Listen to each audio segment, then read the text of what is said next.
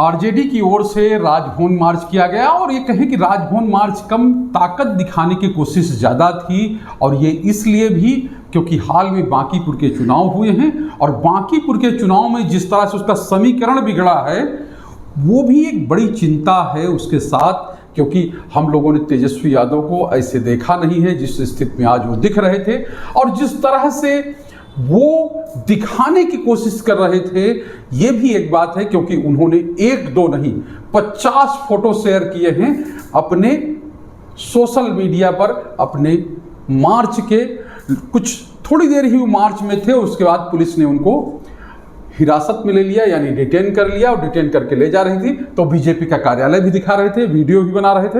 हम बात करते हैं, हमारे साथ शशि भूषण जी हैं, वरिष्ठ पत्रकार हैं, लंबे समय से राजनीति को कवर करते रहे हैं। ये क्या माना जाए शशि जी कि तेजस्वी यादव निकले और इस तरह से लगता है कि अब साख बचाने का मामला बन गया है? देखिए, इसको एक दूसरे रूप में भी देखना चाहिए। हाल के दिनों में आप देखें, जो paper leak, net paper leak का जो आंदोलन हुआ, उसका कोई नेता, ठीक है उसमें जनजी आंदोलन था, दीपके उसके लीडर के रूप में उन्होंने अगुवाई की थी, लेकिन सिर्फ दीपके नहीं थी, एक पूरा देश उसके साथ खड़ा था। और दिल्ली के बाद अगर कहीं सबसे बड़ा विरोध हुआ था तो वो बिहार हुआ था। यानी अब युवा अपने मुद्दे पर सीधे घर से, कॉलेज से, छात्रावास से निकलना सीख गए हैं। इसमें राजनीतिक दल पीछे पड़ गए हैं। अब वो जो पहले नेताओं का युवा इंतजार करते थे कि नेता हमारी मांगों को सरकार के सामने रखेंगे, हमारे लिए हड़ताल करेंगे, युवाओं ने एक तरह से राजनीतिक दलों को ही दरकिनार कर दिया, बाहर कर दिया। तो यह एक बड़ा संकेत है कि तेजस्वी यादव अपनी मौजूदा राजनीतिक उपस्थिति दर्ज कराने के लिए, क्योंकि मुद्दा वही है, वही छात्र पर गोली चलना, छात्रों को नौकरी नहीं मिलना, रोजगार। तो अब तेजस्वी भी युवा हैं, उनकी भी उम्र युवाओं की है, वो भी तो कहीं ना कहीं से वह यह कोशिश कर रहे हैं कि जो जेनजी का आंदोलन है वह पीछे नहीं है, वह स्वतंत्र रूप से इस लड़ाई को आगे बढ़ाना चाह रहे हैं। और इसी को लेकर कि चूंकि अभी तक इस तरह से राजनीतिक दल आगे नहीं आए थे युवाओं के मुद्दों को लेकर, और तेजस्वी ने, हमें लग रहा है कि यही पहल की है कि नहीं तुम ही नहीं हो, हम भी राजनीति से इसको। यही वजह थी कि आज आरजेडी की झंडा नहीं था, केवल वो था तिरंगा था।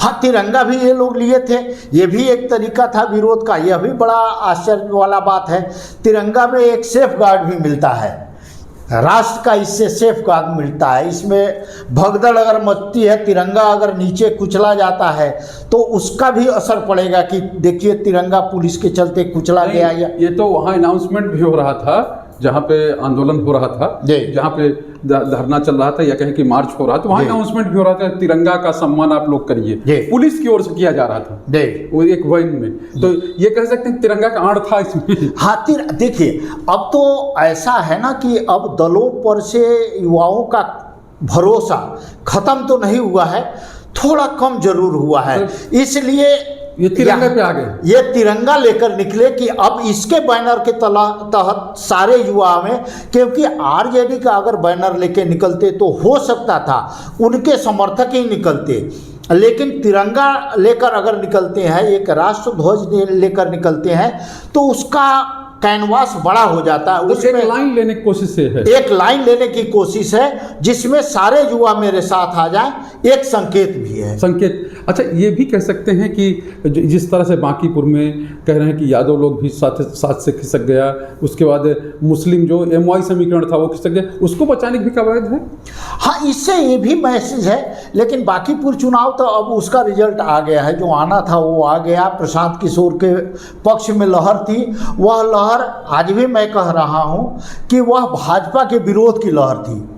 तेजस्वी के भी अगर समर्थक हैं तो उनको था कि जो जीतने वाला कैंडिडेट है, अगर विरोध में कोई जीतने वाला कैंडिडेट है तो एक स्ट्रेटेजिक वोटिंग वहाँ हुई है, न किसी के समर्थक टूटे हैं न किसी के समर्थक इधर उधर हुए हैं। लेकिन चूंकि भाजपा को हराना था और वह सीट भी सिंबॉलिक थी, एक प्रतीक था राष्ट्रीय अध्यक्ष की सीट, उसको हराने के लिए ये सारा प्रयास हुआ था और उसमें सारे लोगों ने अपने दलों की सीमा को पार करके प्रशांत किशोर की झोली में इतना बड़ा वोट दे दिया है। नहीं, वो तो ठीक है, लेकिन एक संकेत भी कहा जा सकता है कि जिस तरह से दूसरे नंबर की पार्टी है आरजेडी, कहीं उसकी जगह प्रशांत किशोर न भर लें, क्योंकि वो अब उन्होंने दौरा शुरू कर दिया है और बड़े बड़े मुद्दे सामने लेके आ रहे हैं। इसमें शैलेंद्र जी देखिए, आरजेडी तो अपनी साख कभी नहीं छोड़ेगी, वह सही बात है, क्योंकि अगर आरजेडी उस जगह पर चुनाव नहीं लड़ती तो कहीं ना कहीं से अपने लोकतांत्रिक दायित्व से पीछे हटती, क्योंकि बिहार में अगर विपक्ष की मुख्य विपक्षी पार्टी है तो वह कैसे सीट को खाली छोड़ देती कि प्रशांत किशोर आवें और हम हट जाएंगे मैदान से।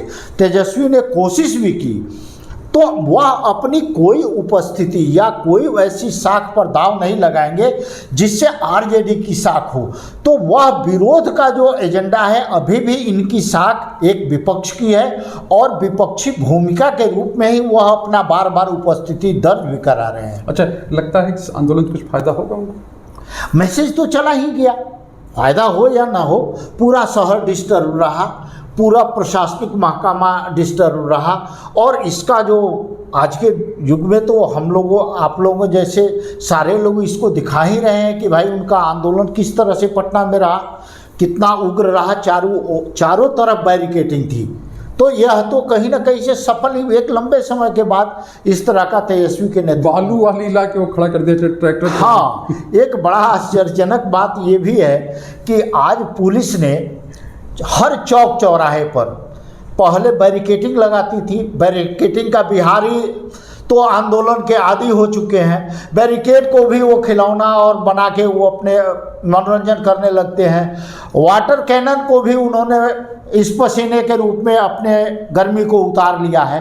तो ट्रैक्टर को उन्होंने बालू लदे ट्रैक्टर और ट्रॉली को जहां तहां हर चौक चौराहे पर लगाया उन्होंने था ट्रैफिक वाले के। यह पता नहीं इसके पीछे क्या स्ट्रेटजी हो सकती है, इसके पीछे पता नहीं कि मॉब कैसे नहीं जाएगी।